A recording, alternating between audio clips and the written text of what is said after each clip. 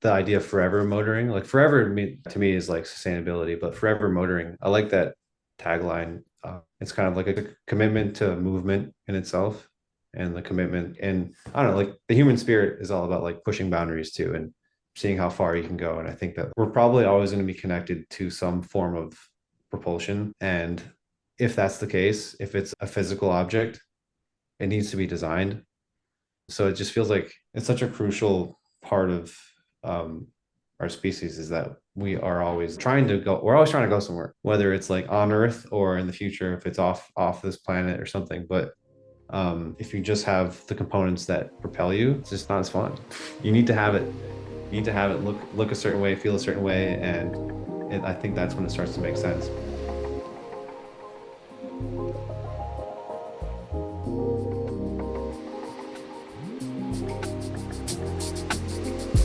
Good morning. Good evening, Luke. It's so nice to see you here. Thanks for coming on the show. Hey, good morning, Andrea. It's evening where Yeah, you thanks are for having me. in California, and here in the Netherlands, the sun has just come up, so we're connecting. Yeah, Sunrise and sunset. yeah, 10:30 p.m. in Newport Beach, California. Well, it's great to see you. I have a lot of things I want to talk to you about, but as usual with this show, I often start with this question just to try to get an idea of your history with motoring and movement and design and art. What's an early moment in your life when you remember being moved? Yeah. So when you say the word like moved, I just think of the time that I was physically moved from where I grew up in Michigan to Seoul, South Korea. Oh, that's a big move. Yeah, I lived there for 2 years. Like my whole family, we all moved there.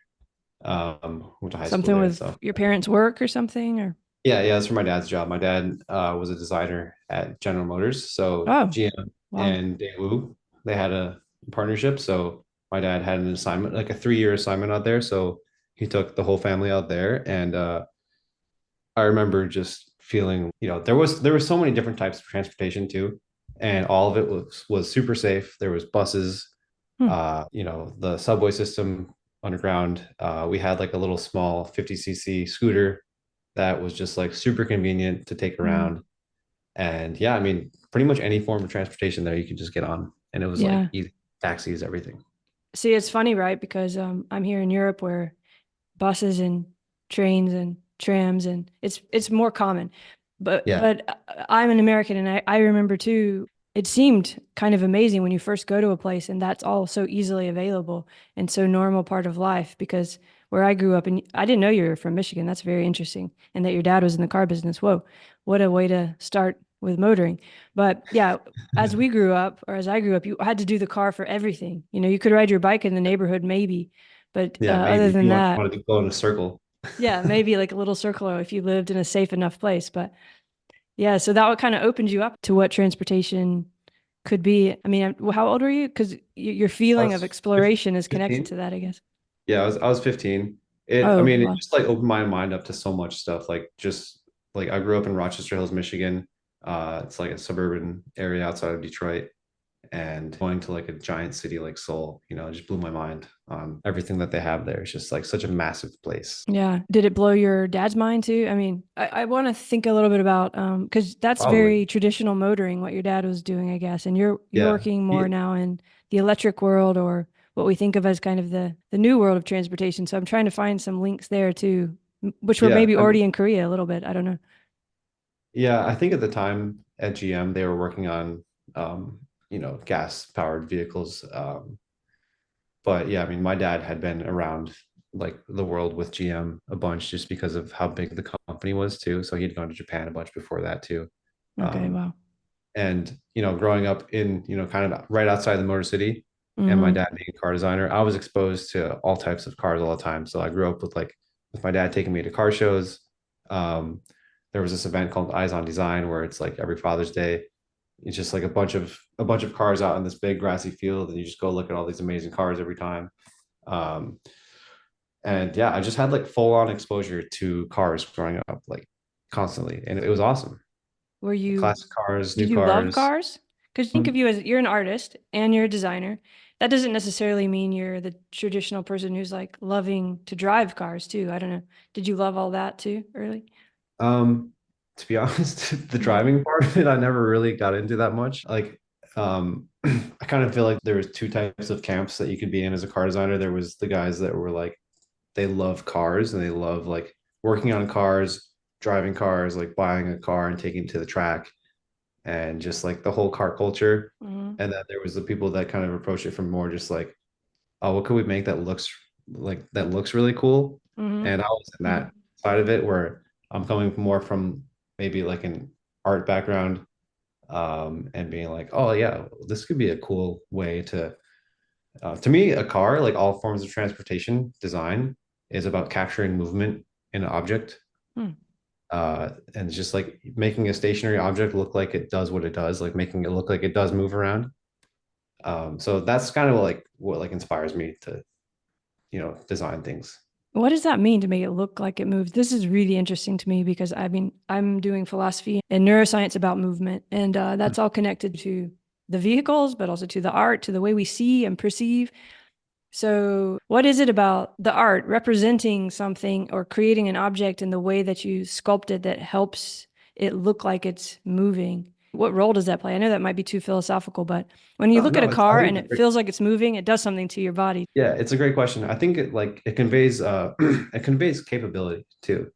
Hmm. And I think that as a species, like as an animal, I mean, we've always been limited by just having two legs and then, riding a horse or like getting into, as transportation evolves through technology, Hmm. it Always propels trying to find us. ways to move farther, Yeah, it faster. just Yeah. propels us as like an animal into a way of movement that, other animals can't do. So I think being able to have an object that shows what that is capable of just by looking at it Hmm. is, I think it's like a really fun way to just express what you're capable of as like a individual or Yeah. as a group. Yeah. It's connected to all those themes too of freedom and exploration and going to new places, which can be metaphorical in terms of the art we create, and also is this literal, visceral object in terms of what moves us from geographical place to place. Yeah.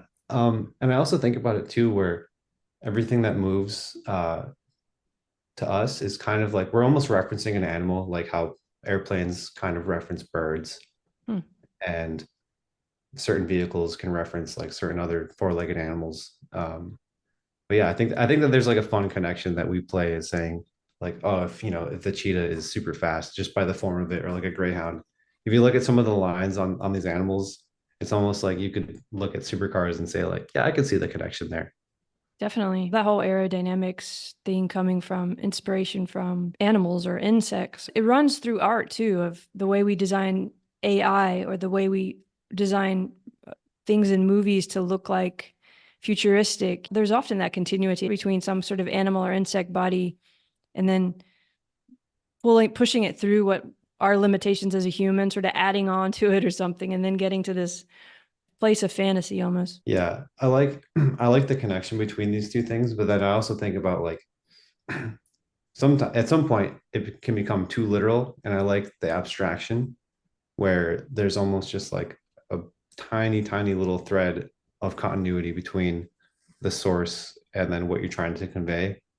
And I think that like through time and like through iterations, through different creative processes, you start to like abstract it even more. And then I think it'll get so far into the future where people are abstracting other people's abstractions without even knowing what the origin of that initial thought was.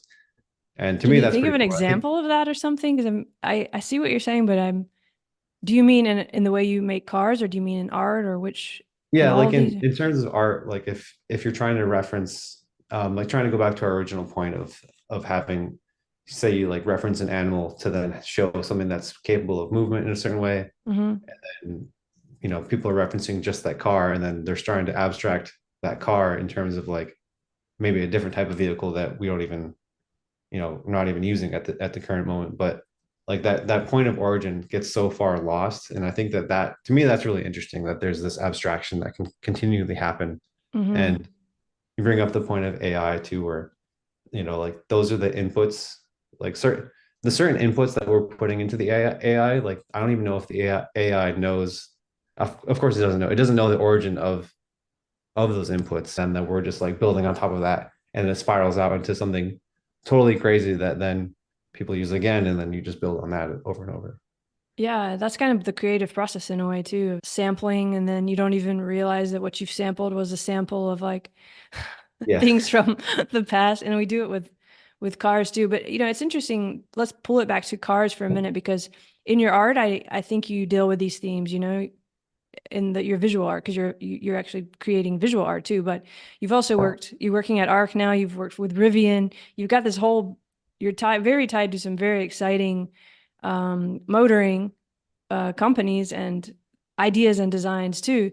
So those must be very different spaces though, because like what you can imagine in the world of automotive design and what's actually practical and going to be able to be created, that seems like a whole different kind of set of constraints than when you're doing something like the piece of art where you can play more with that Yeah. fantasy and nestingness. Or how do you see that? How's it been in your life? Because you live it. Yeah, I like to think of it as just kind of like going back and forth between constraints and total freedom. And to me, I'm not really happy with like either one. I need both. I see. When like design has, there's all these limitations on size, cost, manufacturing, and just overall like brand guidelines too. And to me, like a challenge like that is super, super exciting because if you can find a way to navigate through all these different things and then come out with something that you like, it's a really good feeling and it's really fun that like you're able to get through that all these different sets of challenges. Mm-hmm. Um, but then over time, you can kind of like as an artist, I just want to say like no, none. I don't want to do any of this. Like Get rid of the I want to be constraints. the one. Yeah, like I want to be the one like setting the constraints and setting the vision for what I want, and then I'll go do that. But then over time, you realize that that's in a sense it's kind of infinite because like your ability to experience things can also be infinite too. So there's so much to pull from um, that it's kind of like you're staring into a void sometimes because you're like, well, I could paint, I could pull from this, paint about this, or like, you can just focus on the smallest possible thing and make a whole career out of like, one way of drawing or something or one way of thinking.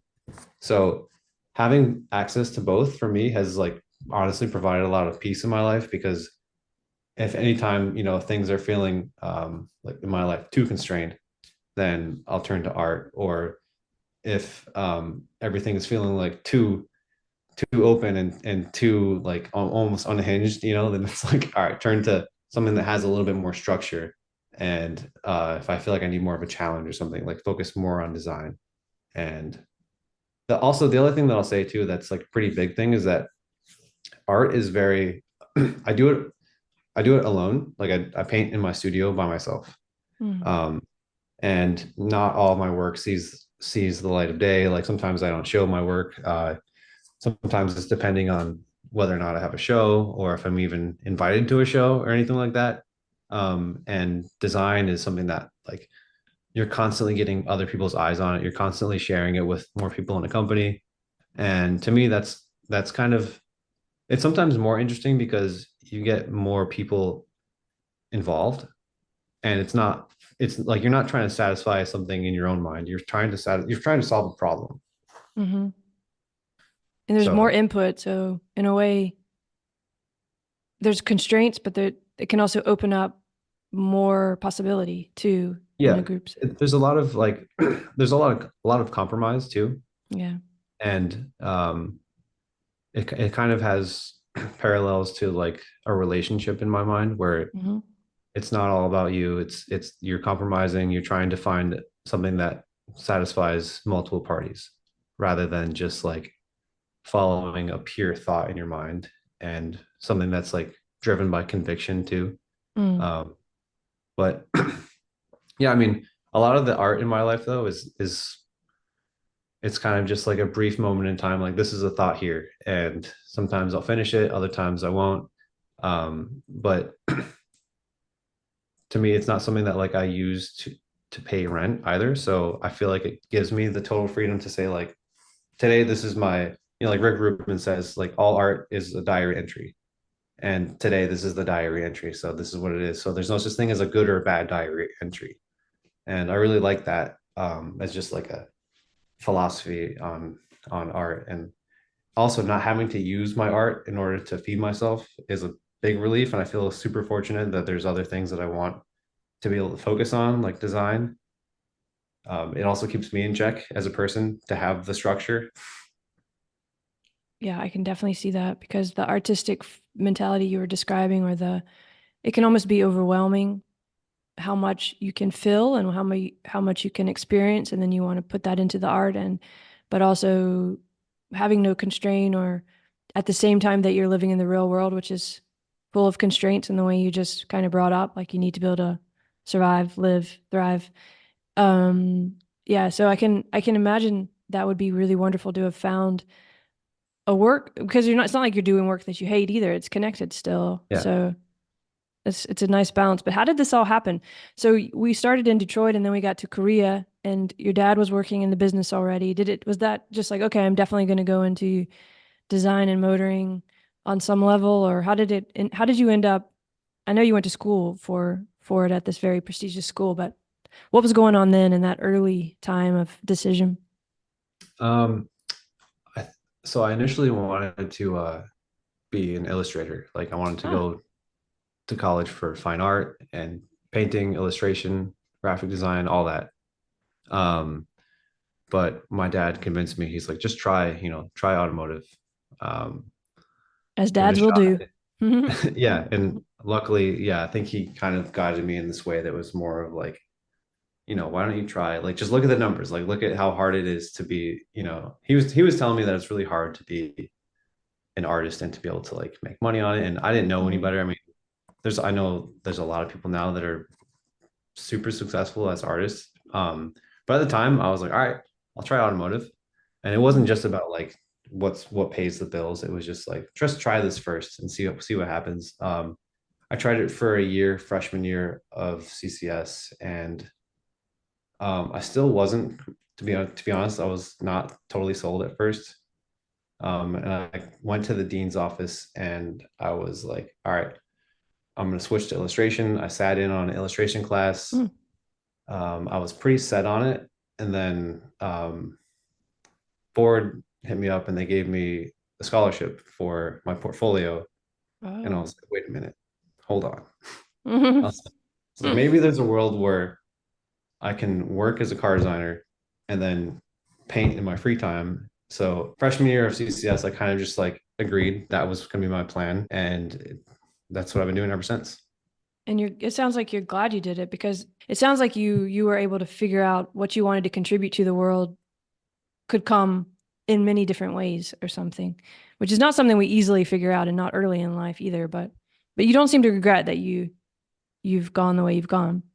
No, no, I don't regret it at all, and I also recognize that like I'm super fortunate, and I had exposure too Yeah. from my dad, and like he went to the same school. Both my parents met at CCS, Oh, whoa. and so I was Wow. totally Mm. aware of it too. And I've heard so many stories of people saying like, I didn't know car design was anything that you could study, or I didn't even know that like there was this art school. And I'm sitting here like, oh man, I knew about it, and but it's it was a great school, and I feel super fortunate that I knew about it from an early age too. So um, So thanks to your dad, right? Or where you yeah, grew up, or I don't know, all of it. yeah, yeah, a lot of factors too. Yeah. Well, And I still love like yeah. sketching. Like when I'd be in high school, I would just like sketch cars on the back of homework or something. Okay, so it was in you. I mean, I would imagine your dad saw you in ways you didn't see yourself, and he probably understood things that you were interested in, or that you maybe even your kind of need for what you just described, constraint and freedom at once. So I doubt it was only that he was just saying, "Hey, do what we did." It was probably like Yeah, seeing you in a different way than we can see ourselves at that age. yeah, there Um, was some wisdom there for sure. yeah, all of the above.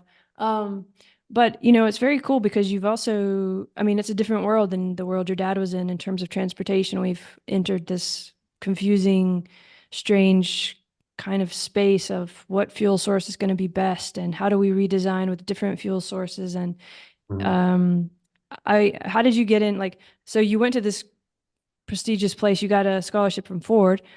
I guess that was more traditional sort of motoring oriented in terms of what you were thinking. When did it start to hit you that, I don't know, like help me understand what the progression was, where you worked first or what you were thinking of Yeah. in terms of that?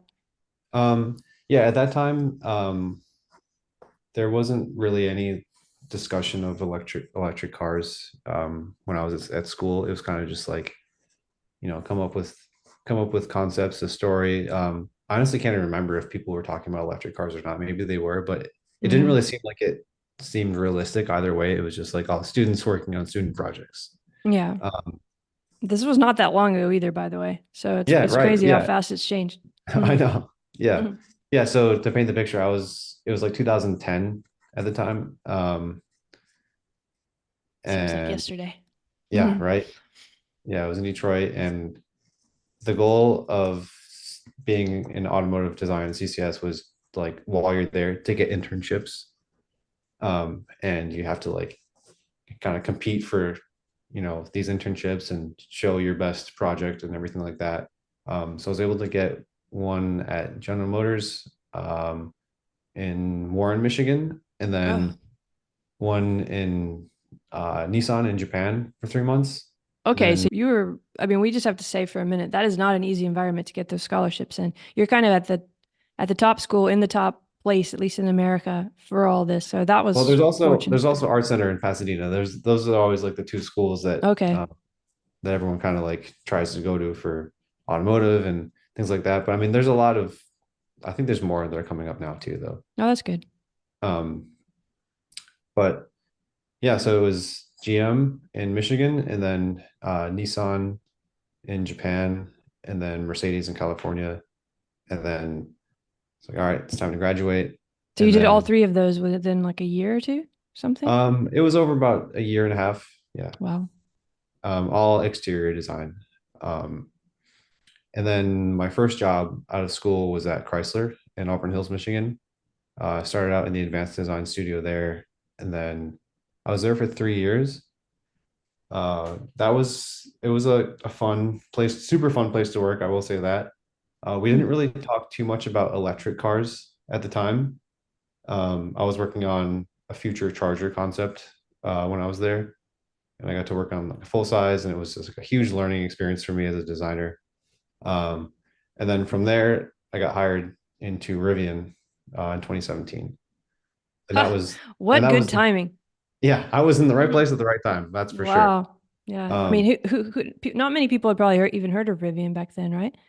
yeah, at the time I was employee 100 something. I forget the exact hire number, but it was like three small buildings in Livonia, Michigan. And there had been some designers there that were there for much longer than me too. And they had seen even more growth from that company. So it's crazy that they've seen like everything, and they're still there too. They've seen from day one basically till now. It's incredible. Um, I'm glad you said Michigan too, because I think people don't realize that they're in Michigan. yeah, Rivian started well, I think Rivian started in Florida and then went to Michigan, and then they still have engineering and a lot of resources in Michigan, and Hmm. then now they're in, headquarters is in California. Yeah, but I think sometimes we forget Michigan, that it's still a place where there's a lot of changes coming out of there. That came out of there too, in a way. Yeah, Yeah, I mean, I just putting a plug in for Michigan there, yeah, but Michigan. Yeah, there's people. Yeah, people forget about Michigan, but there's a lot of talent in that place. A yeah, lot of good really. I people, a mean, lot of it's talent. yeah, and towards the things that we're moving towards. I mean, it's not just the old school Detroit, which is also deserves our respect because we have it's important. But in any case, so that's amazing because I'm thinking what was going on with Rivian then? Was that the R1T that you? Yeah, R1T. Okay, okay. So that's you were helping to design that. Is this at the time? I just thought of it actually because I watched. I can't remember if it's long way up or down or around or Long way up. a long way up. Okay, that's the one where they had the Rivians. Was that around that same time too? With the Yeah, I was there yeah. for that. Oh, that must have been exciting. Yeah, I remember working on those in one of the fab shops too, just like sanding on and just taping lines and getting it ready. And it was one of like like the very first models of the truck too. So it was cool to see it come to life and be used on TV, and we're like, watching it like, oh, there it is. That's so cool. Maybe we should tell people who don't know what we're talking about. So that was I can't was it on Netflix or I think it was, yeah. I'll have to look and put it in the show notes, but um Ian and Charlie Yeah, Ian McGregor. Yeah, McGregor. yeah. Driving up from I think it was like southern tip of South America. I don't know. I'm probably getting all the details wrong, but they Yeah, me drive a too. long And Charlie they Borman, drive a, right? Yeah. they drive a long way up with the Yeah. trucks, and showing like the capability of the trucks at a very early time, because it was really helpful that that was on that show, because a lot of people have range anxiety, so they're like, oh, you can't take an electric car very far. So it was cool that they were able to just like Yeah, because they take were that far. doing electric bikes, right? Which was motorcycles. I'm probably getting all this wrong too. So just everyone disregard all of this mostly. But the point is, these two famous guys who are riding motorcycles and they've done some other trips with normal kind of motorcycles like BMWs and stuff Oh were yeah, going yeah. to take electric motorcycles and electric cars on this basically world trip across the world, which seemed absolutely impossible in 2017. Is kind of the point. And they had chosen the Rivian as the truck that they would take on this crazy adventure, which literally at the time was crazy because there was nowhere to plug them in. I mean, I think I remember in some of those shows they're sort of plugging them in at like houses of people in the middle of nowhere and stuff. I can't Yeah. really remember, but in any case, that was the time in 2017 when you came into it, right? When you were designing this kind of stuff. So talk about constraints and freedom and all that. Like, how did that feel working on Um, that with that team?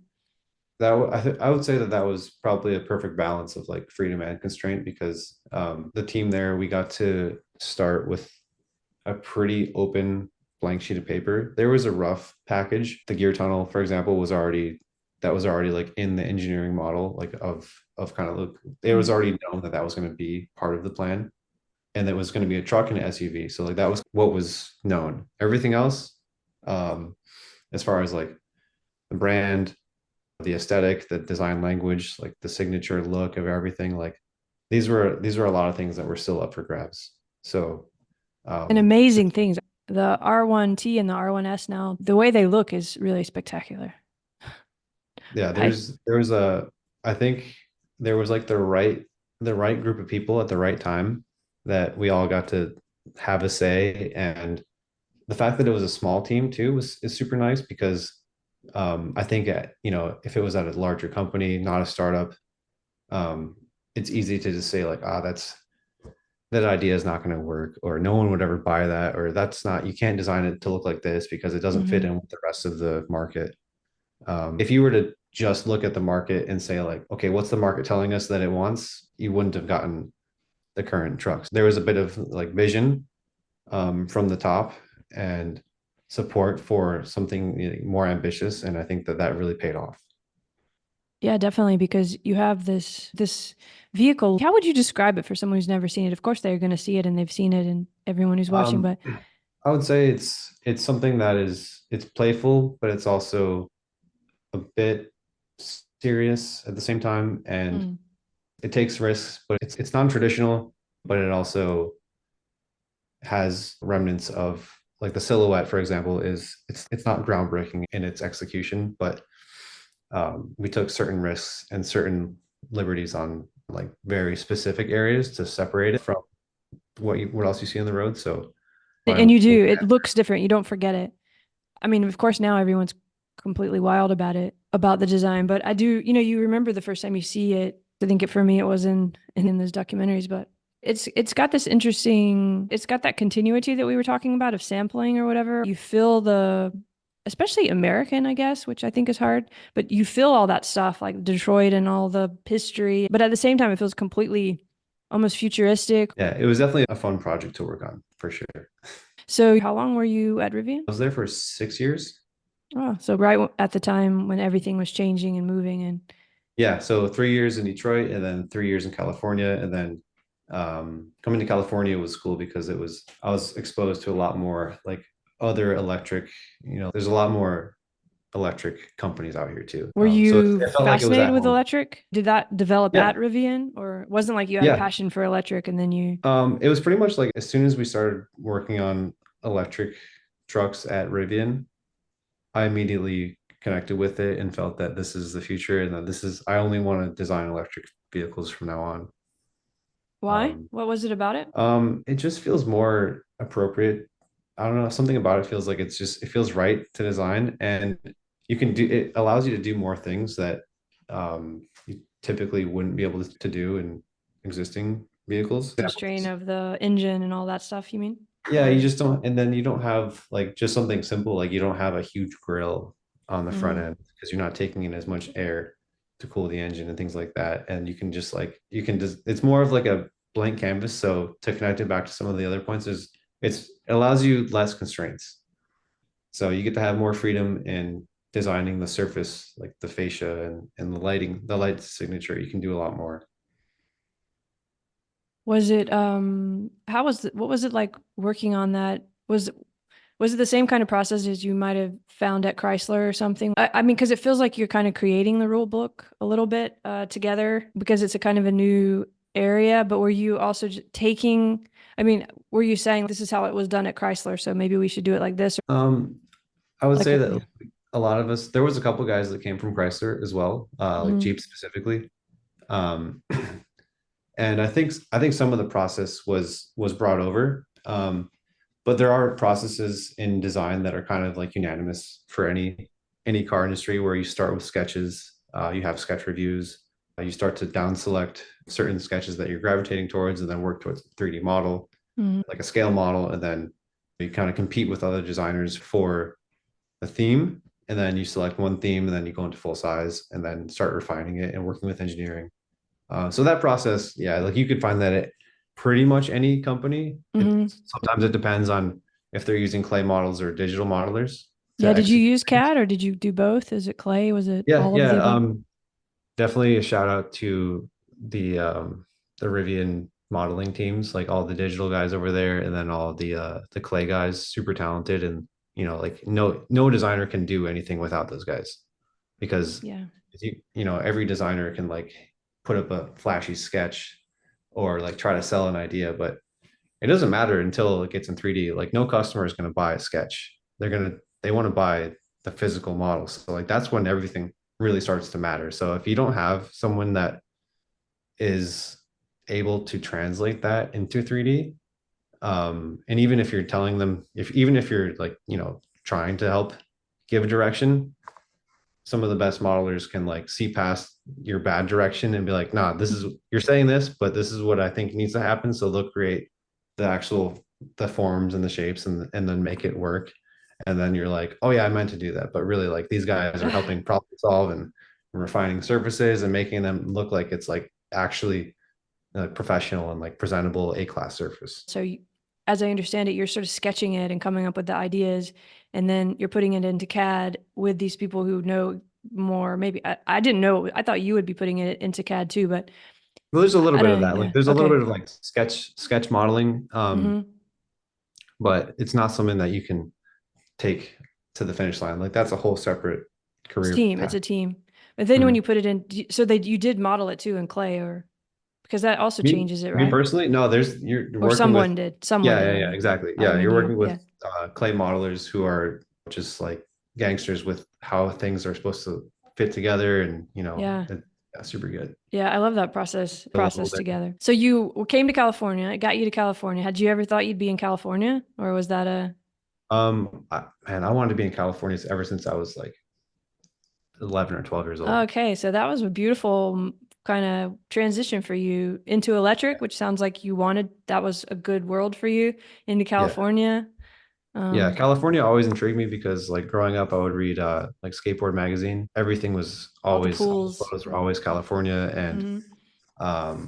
all the graffiti and everything here was just like so interesting and so amazing to look at. There's just like, to me, California coming from Michigan, where you have like 18 months out of the year it's snowing, and then Gosh. just like the whole thing is just you know cold and gray sometimes. So California was like kind of idealized in my mind of this Hmm. beautiful And is in place all that our like minds.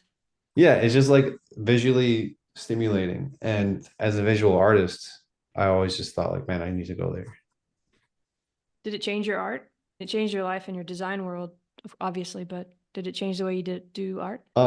Yeah, but not in the way I expected. I actually I think the biggest change is that I spend less time making art and more time just outside. It's like growing up in Michigan, you kind of have this like FOMO. Anytime that it's sunny, you're like, I gotta go outside. I think I still have that with me. And then And it's anytime always it's sunny. nice here, So I'm you like, always need to go outside. it's nice again. I'm like, I gotta go outside. And it's a lot harder, like just to be real with you. Yeah, it's just harder to stay inside and paint when, it's always Yeah. super nice out here. But also, it sounds like your work environment has become closer to your art that we were talking about at the beginning. So you're getting the freedom now in a different way too. So maybe you don't, Yeah. maybe that has changed a bit too. But yeah, but we only got to Rivian. So this opened up your desire for working with electric and so on. And I think, haven't you told me that you have a lot of interest in like electric rail transport too and all these kind of things? How do we get to ARC? But also like, what's this opening of your interest? What are you interested in with electric? That's not just what we think of as electric cars or motorcycles or bikes. Yeah, I think that just by the way that the powertrain changing, Mm. it opens up all these different industries that are, like now kind of trying to revamp this. And I think just what happens is that there's all these industries that have just been functioning on gas power for so long, and it's like they kind of found something that works over time, and the changes are kind of incremental. And um I hate to use the word like disruptive. I feel like it's just a overused word these days, but it kind of is what's happening, that there's this opportunity with electric. And what that brings is like maybe like a different type of thinking, from someone who's like, I want to change this, Mm. and or I want to disrupt this. And then they say, what if you just took this electric battery pack and then rethought, rail, or rethought boats. And they bring in people that are, like from industries that are, like space or something.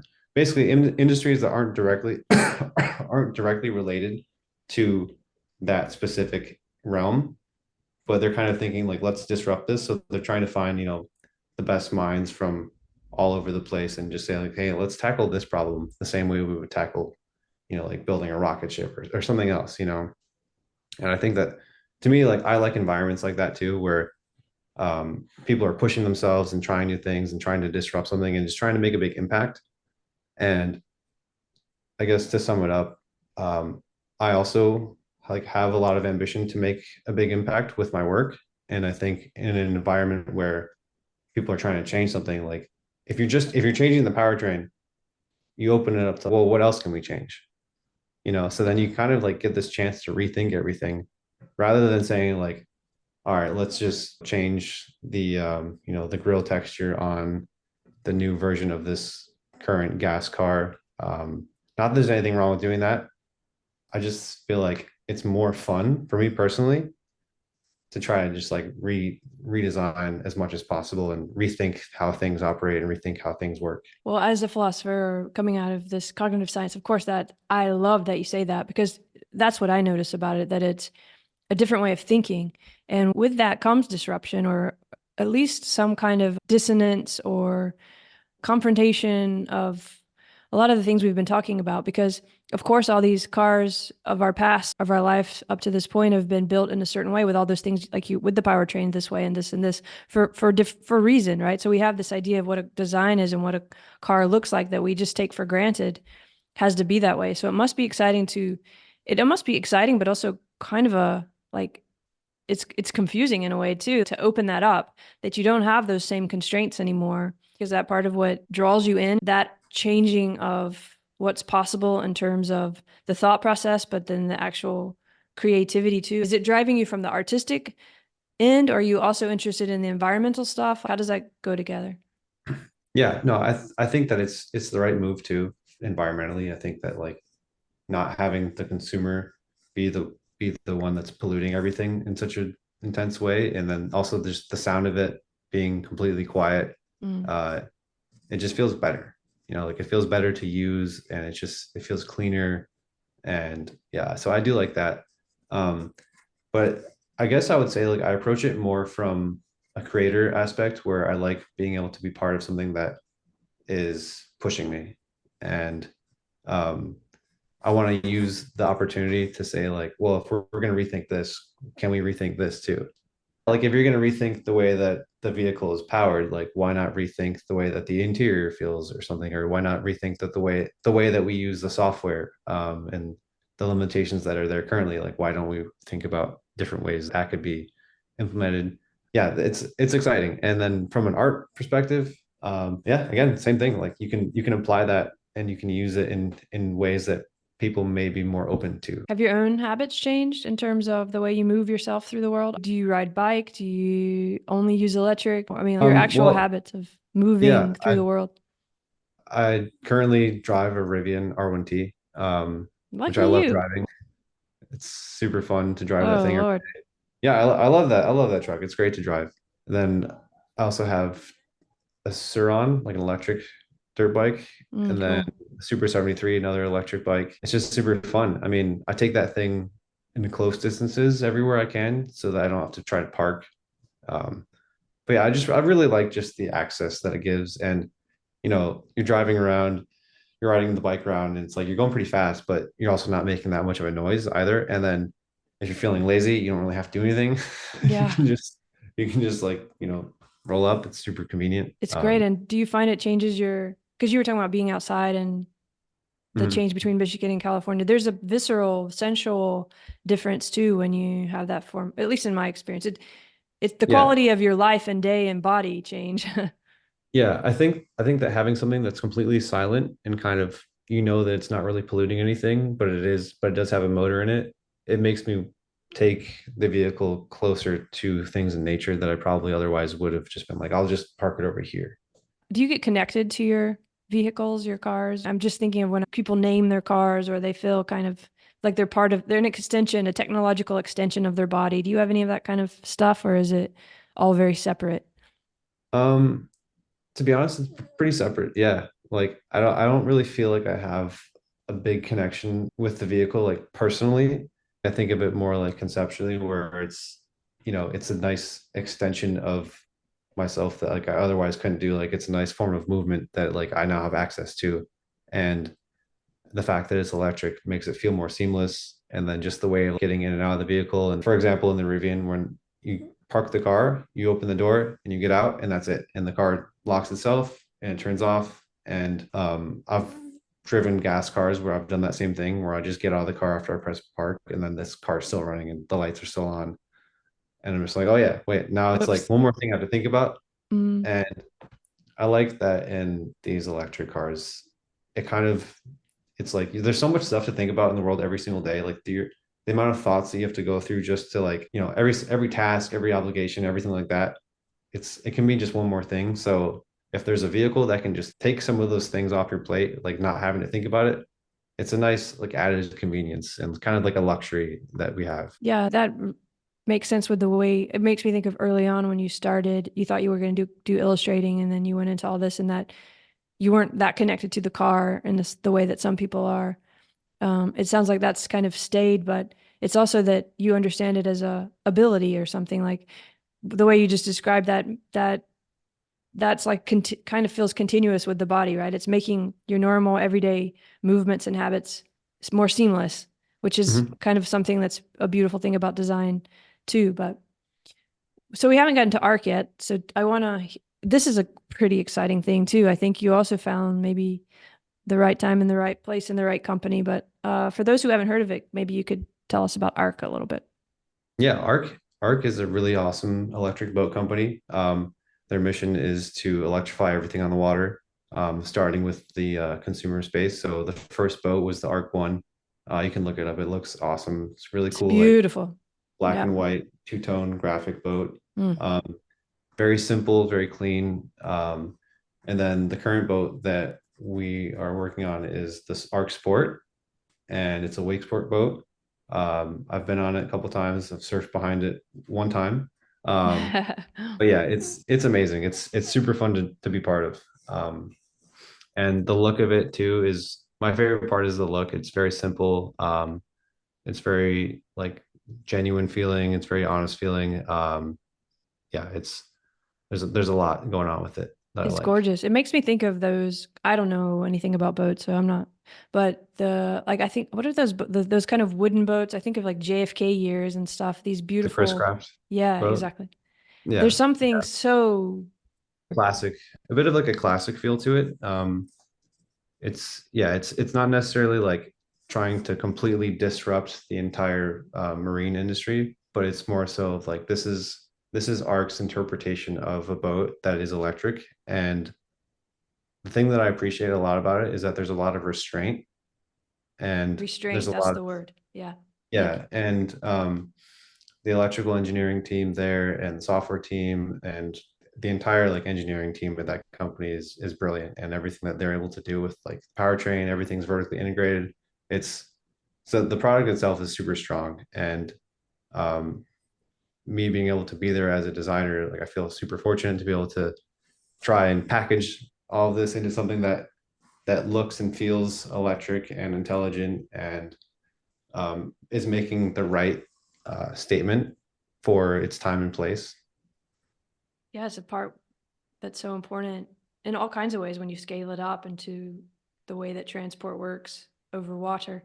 And this is kind of starting, but it's something people don't, we don't, I don't, haven't thought about too much yet in this electric world. But one thing I do want to say about the design that I've noticed is, like you said, it's restrained, but it's also has this wonderful, fantastical element to it. When you start to look at how everything seamlessly moves together and the look of it and the cleanness of it I mean, it feels very futuristic too. And it feels like restrained in the way that maybe meditation or some kind of movement kind of is restrained and disciplined, but then opens you up into a different space. I don't know. Maybe that's getting a little too abstract, but do you know what I mean?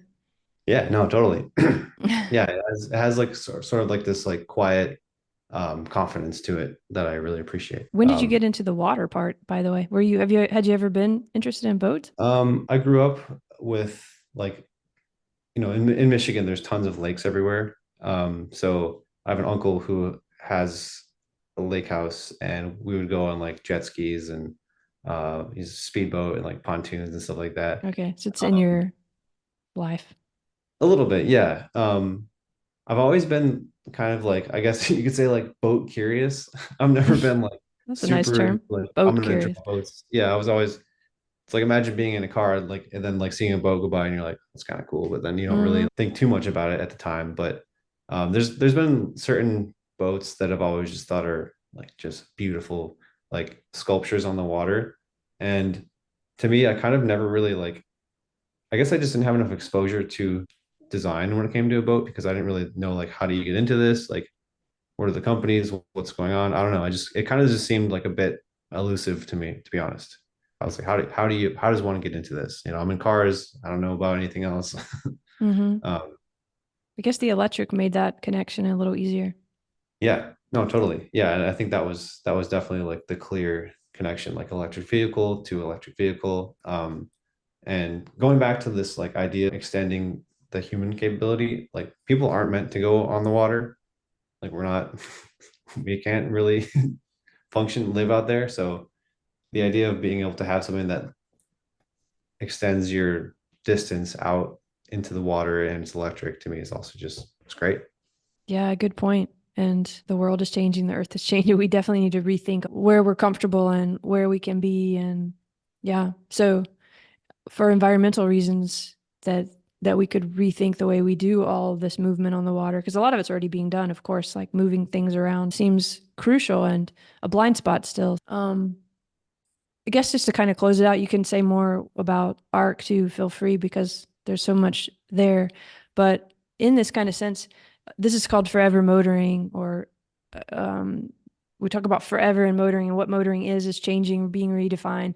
I wonder how you see all that and how your experience is making you think about when you look at what forever really means in terms of all these themes we've been talking about.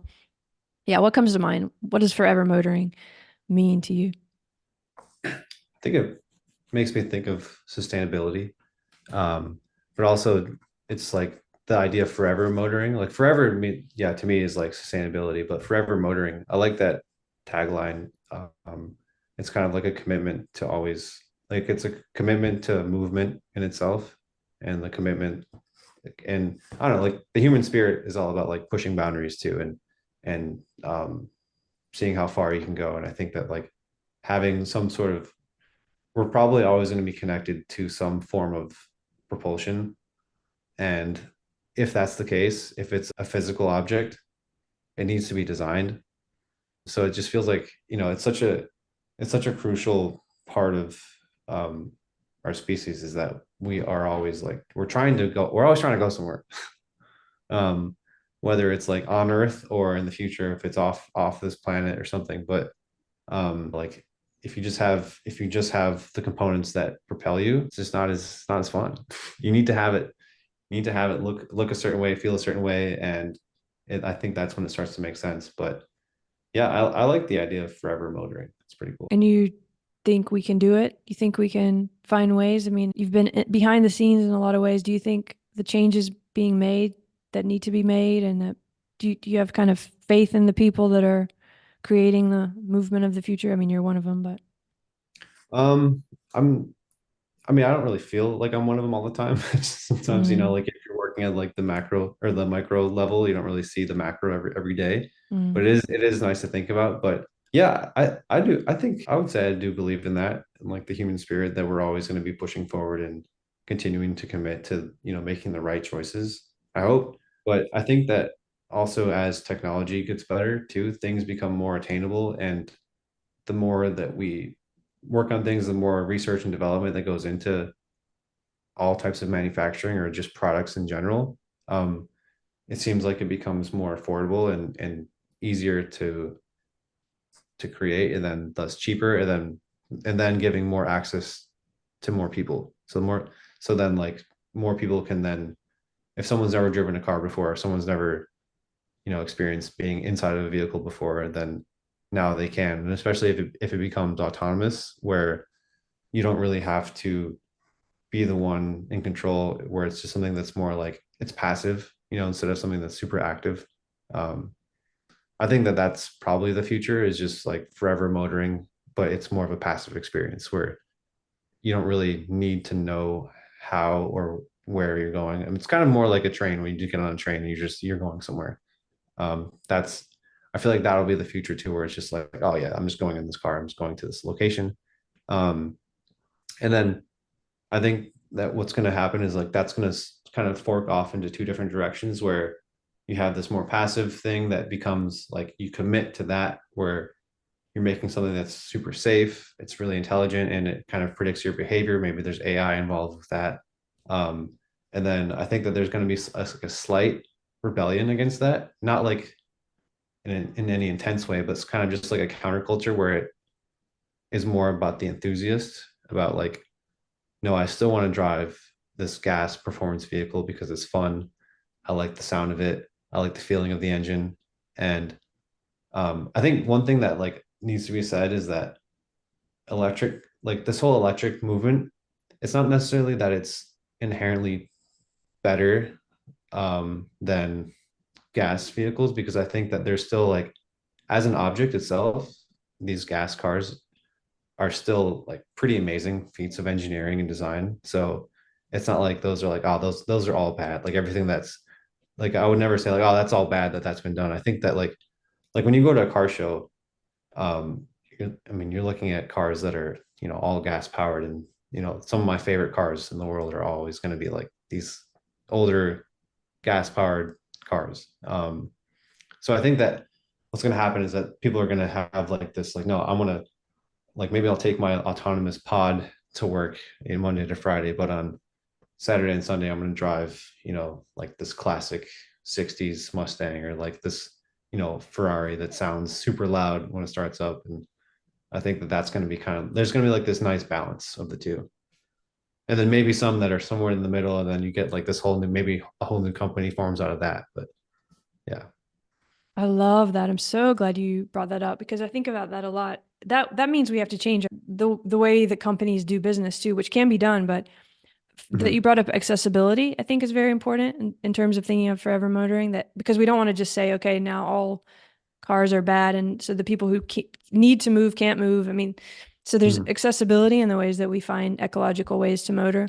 That's great that you brought that up. But also I love this idea that uh, it's not that we have to choose all these different fuel sources, but what we have to rearrange and rethink as how much we use them, when we use them, how often we use them, what we use them for. So that you could, I mean, right now you just have companies who want to sell all those and make money. But if the way the money is made is changed to maybe it's a service, or Yeah, there could be a subscription. lot of different ways that you could go enjoy your Ferrari on the weekend. But we have to rethink all that too in a kind of disruptive way, don't we? Yeah. Yeah, I think a lot of stuff will become subscription based too. Um, and it is pretty wild of a thought. Like I drive every day from Newport Beach to Torrance, which is about 50 minutes. And Oh, I'm driving a massive truck that is empty on that way to like there's four seats that are no one's in this car. It's just me driving to work. And like it seems a bit it seems a bit ridiculous. And I think that if there's so many people all going the same direction, like there's gotta be a solution out there in the future. absolutely. It is ridiculous. And when you look at traffic where everyone's sitting in a bubble by themselves, just using resources, and mostly a lot of people unhappy, and there's a ton of reasons of why we can change this without changing all those things we're so connected to and want, like freedom and extensions of our ability and all that. It's just we got to rearrange all these constraints in a way, I guess. Absolutely. Yeah. Yeah. Yeah. It's And definitely a fun challenge to be part of and to like think about things like this. Um, yeah. yeah, and you said you're just a little part of it, but I think it's a big part of it to just be thinking in this way, working towards a company that's doing with a company that's doing that, but also just rethinking these ideas, talking about it, spreading it, because a lot of people do get stuck in this either or between all these things when really what I hear you saying is there's actually a whole bunch of possibility if we just rethink these structures a little bit, and that's kind Yeah. of an artistic perspective, I guess, to bring it back to that. Yeah, artistic and maybe a bit idealistic too, but I think that at a certain point, the vehicle itself can only change if the infrastructure changes too. And then the infrastructure can only change if the powers that be in that area can change or adapt. Which Um, only changes if we change what we want and what we desire, which is kind of what this change of thinking and talking about it and stuff can help do, I guess. yeah, and I think that when it comes down to desire too, like I think for designers, that's something that it could be overlooked is that you could use design skill in a way to try to like almost like a Trojan horse. Think of like if you have an idea that is not easily digested by the public, then you can kind of disguise it, not disguise it, but like you cloak it in a beautiful form, and then you allow that to be what kind of sells this idea. If someone says like, "Oh, I like how this looks," I don't know what it is, something about it. I want that, and then within that is a different lifestyle or something. I think it's kind of like what Tesla did with the electric car. Mhm. They were the first company to make the electric car feel like a really, really desirable vehicle. And then that kind of brought on like a lot of this electric revolution. So that type of thinking I think is really important. And a lot of that too comes down to um, creating a product that feels desirable. Yeah, I think that's an important word. And that is what shifts it. It's almost like the opposite of planned obsolescence in some kind of way. It's like, Plan relevance. yeah, planned relevance, like kind of making relevant sexy, or yeah, Mhm. Exactly. figuring out what's practical and relevant, and then not selling it for those reasons, selling it for the desire appeal, and that it is a good experience, because these don't have to be opposites. Again, we seem to think Yeah. they are, but they don't have to be. Yeah, exactly. Yeah. Binary thinking, I think, is very dangerous. Indeed. And part of moving and mobility is ways we can maybe start to not think so linearly and in binary ways. And again, also with our art and the way we create things. But I know it's getting late there. Is there anything we haven't gotten to that you want to get to before we go? I don't know. I think we probably could have spoken more about some art, but that's a whole nother that'll be like, there's a whole nother thing with that. I will say that the kind of analogy of the Trojan horse is definitely something that I always think about with art as well. And if you have an idea, I'll just say like if you have an idea, it may seem kind of uncomfortable, there's some sort of like visual handshake that you can do with people with the way that things look. And I've always been fascinated by the way that um, using beautiful visuals to kind of like deliver a message or an experience, I think is definitely something that I found that works pretty well. Okay, you have to say a little bit more about that because that's interesting. What do you mean? So when Um, you're creating art, I love this idea of Trojan horse and so on. And like what you just said about the cars makes a lot of sense to me, but I don't, how are you doing that with a piece of art? Because you could kind of maybe briefly explain the kind of art you do, or even if you have an example or something, so people have yeah, an I'd idea. probably just show you Oh here yeah, because good. we're sitting in my studio room, Oh, but this okay. Wow. one of my paintings here. It's like a 6 foot painting. This painting took 7 months, but yeah, I have tons of paintings just sitting here unsold, but still, um, But could be sold and they've been could done. be They're sold. there. Yes. Should be sold. Yeah, available for sale. Yes. We'll link to Um, it in the show notes. Check it out, everybody. yeah. No, I'm just each painting kind of has a story in itself, and the idea with a lot of them is to sort of just like create these like bright colors and striking visuals. I'm using a lot of light, specifically like painting LED lights, wrapping around figures, and then using that as kind of like this like specific visual cue to be like, oh, what's that? And then what does that mean? And then you kind of like going from there. So you look towards the light, you move to the light, that kind of thing. Yeah. So I that's the Trojan horse that you've packed in, or there is so much more that I could talk about that, but I guess to try to summarize it without being too prescriptive on like which element of each painting, it's more of like a broader way of thinking that I'm using where it's each on the surface just feels like a little bit more of like a figurative painting with one part that's kind of slightly off. mm, And that to me is like the hook where there's like, oh, it's like a normal painting of a figure, but there's something that's like slightly strange or like just mm, uncomfortable enough. And mm. then if you start to look into the painting more, um, and I'd love to like go through each painting and say like this is why this painting is this way. And some people say like, oh, it's a little bit dark or it's a little bit like, super critical. But I think that there's a quote that I love that all good art is a form of a complaint. And I always thought that that was like a hilarious way to approach All good things. art is a form of a complaint. Huh. Yeah, Interesting. where it's like, an idealistic artist having a critique about the world and be like, all right, I'm gonna just put this thought into painting. And that's a lot of my work too. That makes sense because I've seen your work, and that does make sense because there's something that often kind of feels a little wrong, or you kind of take a double take or something, and yeah, this is opening up the perception in a way, and it usually has to do with the body or the not necessarily the human body, but some kind of yeah. I'm starting to get it, but again, it is late at night, so we won't have a whole conversation about art now. But I'm glad you at least put that out there so people can look. And I wish you a lot of luck with the art and also with the arc. Thank you so much. Thanks for spending some time with us tonight. Yeah, thanks for having me on and thanks for the conversation. It was great. It's been fun. All right. Be well. All right, have a good day.